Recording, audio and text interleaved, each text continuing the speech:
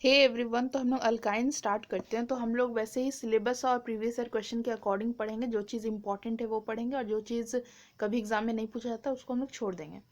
तो अल्काइन के साथ ही ऑर्गेनिक केमिस्ट्री भी खत्म हो जाएगा, तो ये लास्ट लेक्चर होने वाला है। तो यहाँ पे हम लोग देखते हैं कि यहाँ पे ट्रिपल बॉन्ड प्रेजेंट होता है अल्काइंस में। खासियत तो अल्काइन का यही है कि इसमें ट्रिपल बॉन्ड होगा, और इस ट्रिपल बॉन्ड को यहाँ पे एसिटिलिनिक बॉन्ड भी बोल रहा है। इसका फॉर्मूला हम लोग पहले ही पढ़ चुके हैं, CnH2n-2। ठीक है। अल्केन का क्या था? CnH2n+2। अल्कीन का क्या था जिसमें डबल बॉन्ड था? उसमें था CnH2n बस। अब अल्काइन जिसमें ट्रिपल बॉन्ड है उसमें क्या हो रहा है? -2 ऐड हो जा रहा है। ठीक है।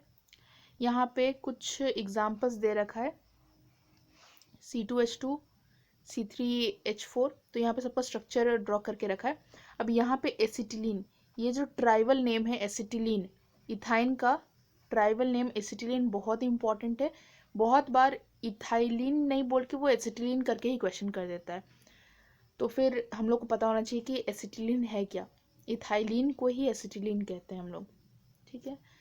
अब यहाँ पे सोर्स दे रखा है, आइसोमर दे रखा है अल्काइन का, तो ब्यूटाइन का।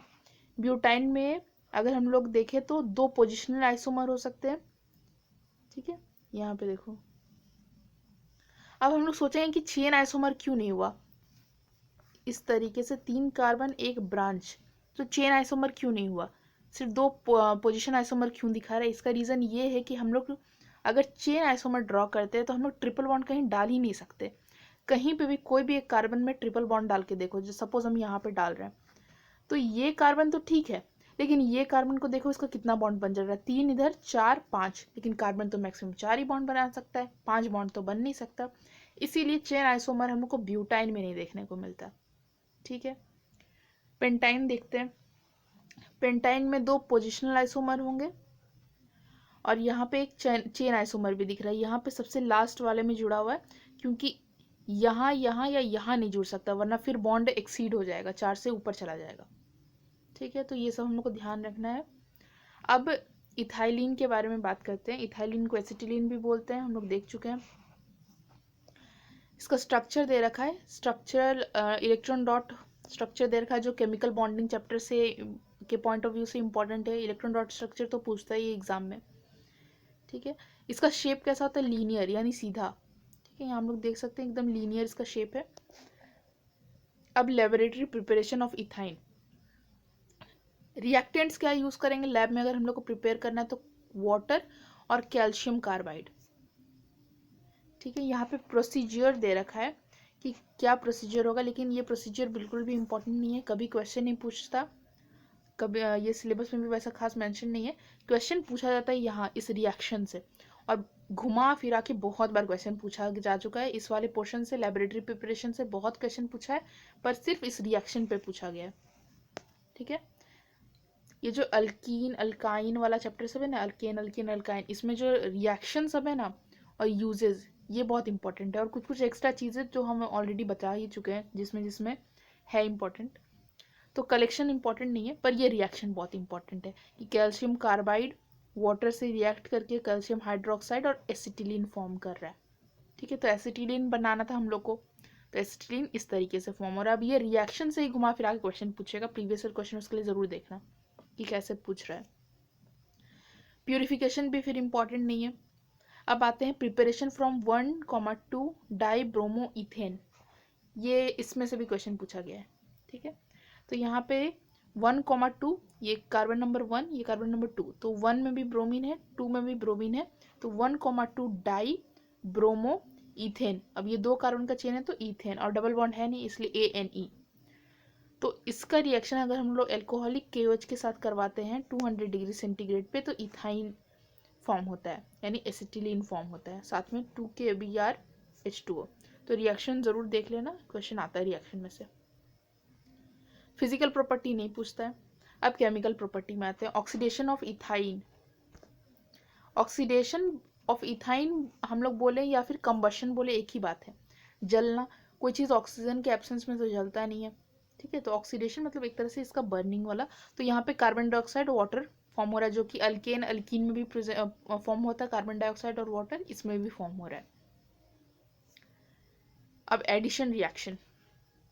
तो एडिशन रिएक्शन, अगर हम लोग इथाइन में H2 ऐड कर रहे हैं निकल के प्रेजेंस में, हम लोग को कैटलिस्ट भी याद रखना है, क्या क्या कैटलिस्ट यूज कर सकते हैं, निकल, प्लेटिनम, प्लेटिनम। ठीक है। रिएक्शन में से, रिएक्शन में क्या कैटलिस्ट यूज हो रहा है, कितना टेम्परेचर है, ये सब कुछ पूछ सकते हैं वो। तो यहाँ पे क्या बन रहा है, इथीन। तो क्या इथीन बन के रुक जाएगा, नहीं, इथीन बन के नहीं रुकेगा। इथीन फिर H2 से रिएक्ट करेगा और इथेन फॉर्म करेगा। तो यहाँ पे देखो, इसको समराइज किया है, ये इथाइन हुआ, इथाइन में H2 जुड़ा निकल के प्रेजेंस में, तो ये फॉर्म हुआ इथीन, डबल बॉन्ड। फिर वापस H2 जो है वो ऐड होगा निकल के प्रेजेंस में और इथेन फॉर्म होगा। अब यहाँ पे क्वेश्चन आ सकता है कि H2 मतलब ये तो हम लोग यहाँ ये और ये लिए थे, फिर देखो हम लोग जब भी रिएक्शन करवा रहे, ये सपोज कंटेनर, इसमें हम लोग इथाइन लिए, ठीक है, यहाँ पे हम लोग इथाइन लिए। अब यहाँ से हम लोग H2 डाल रहे हैं, तो सिर्फ एक मॉलिक्यूल तो H2 का दे नहीं रहे, बहुत सारा H2 का मॉलिक्यूल आ रहा है। तो यहाँ पे एक बार इथाइन जो है इथीन में फॉर्म, इथीन बना, तो वो इथीन भी यहीं पे प्रेजेंट रहेगा और H2 गैस यहीं पे है, तो इथीन फिर H2 से रिएक्ट कर जाएगा। इसीलिए लास्ट में इथेन जब फॉर्म होगा तब जाके ये रिएक्शन रुकेगा। अब एडिशन ऑफ हेलोजन देखते हैं। हेलोजन का सॉल्वेंट क्या होगा, कार्बन टेट्राक्लोराइड उसका सॉल्वेंट होगा। ठीक है। तो यहाँ पे क्लोरीन को ऐड किया है, तो यहाँ पे भी क्या होगा, ट्रिपल बॉन्ड से डबल बॉन्ड, फिर सिंगल बॉन्ड, जब सिंगल बॉन्ड में कन्वर्ट होगा तब जाके रिएक्शन रुकेगा। ठीक है। यहाँ पे Cl जुड़ा, फिर Cl जुड़ेगा, लास्ट में ये प्रोडक्ट बनेगा। ठीक है। अब अच्छा, यहाँ पे देखो हम लोग क्लोरीन लिए हैं, क्लोरीन की जगह हम लोग ब्रोमीन भी ले सकते हैं। तो ब्रोमीन कार्बन टेट्राक्लोराइड का सोल्यूशन में रहेगा। ये रिएक्शन हम लोग अल्कीन में भी पढ़े थे। तो क्या होगा कि जो ब्राउन कलर है वो डिसअपेयर हो जाएगा, क्योंकि यहाँ पे एडिशन हो रहा है, तो वो जो ब्रोमीन था वो ऐड हो जा रहा है, तो उसका कलर डिसअपेयर हो जाएगा। ठीक है, ये हम लोग को ध्यान रखना है। तो यहाँ पे देखो रिएक्शन दे रखा है, इथाइन में Br2 ऐड हुआ, तो 1,2 डाइब्रोमो इथीन बना, डबल बॉन्ड यहाँ पे रहेगा, फिर यहाँ पे सब जगह सिंगल बॉन्ड रहेगा। फिर यहाँ पे आयोडीन के साथ भी रिएक्शन शो किया है। आयोडीन के साथ हम लोग जानते हैं रिएक्शन बहुत स्लोली होता है। फिर रिएक्शन विथ HCl, एक तरफ हाइड्रोजन ऐड होगा, एक तरफ क्लोरीन ऐड होगा, फिर एक तरफ हाइड्रोजन ऐड होगा, फिर एक तरफ क्लोरीन ऐड होगा। ठीक है। यूजेज ऑफ इथाइन, यूजेज हम लोग को पढ़ना है, सिलेबस में साफ साफ मेंशन करके रखा है, कल कोई क्वेश्चन भी पूछा है तो 2-3 यूज तो याद रख ही लेना है। ये भी वेल्डिंग का काम में आता है। हम लोग जब इससे पहले इथीन पढ़ रहे थे डबल बॉन्ड वाला, तब वो भी वेल्डिंग का पर्पस में यूज हो रहा था। ठीक है।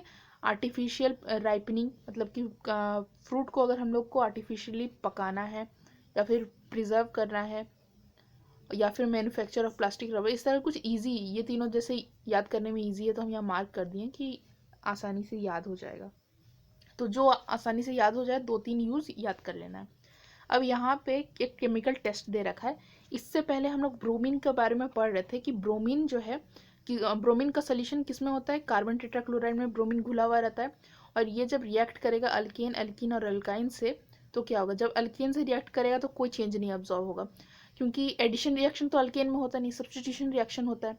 तो सब्स्टिट्यूशन रिएक्शन, अब यहाँ अल्कीन में होता है एडिशन रिएक्शन, तो एडिशन रिएक्शन होगा तो रेडिश ब्राउन कलर डीकलराइज हो जाएगा। ये हम लोग अल्कीन जब पढ़े थे तो पढ़े थे। अब अभी अल्काइन हम लोग पढ़े ब्रोमीन के साथ रिएक्शन, तो हम लोग फिर देखें कि रेडिश ब्राउन कलर जो है डिस्कलर हो रहा है। तो ये तो हो गया ब्रोमीन के साथ कि रेडिश ब्राउन कलर डीकलराइज हो रहा है, किसमें, अल्कीन और अल्काइन में, अल्केन में नहीं। फिर एक और होता है पोटेशियम पर मैंगनेट।